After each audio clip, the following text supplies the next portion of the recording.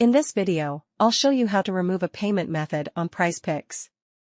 As you can see, I'm on an official Prizepicks article, and I'll leave a link to this article in the description below. Scroll down to the last question: how do I remove or replace payment methods associated with my Prizepicks account? You cannot remove payment methods until you have been a Prizepicks member for at least 60 days. After this period, you can remove a payment method yourself using the app. Log into your account and tap the Deposit button in the top right corner. This will take you to the Deposits page. On the Deposits page, you should see a trash can icon. Click this icon to remove a payment method.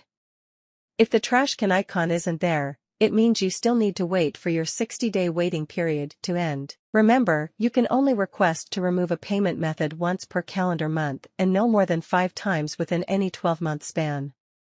So, be careful about which payment methods you add to your account because there are limits. That's everything you need to know about removing a payment method on Prizepicks. Just go to the Deposits page and click the trash can icon to remove the payment method.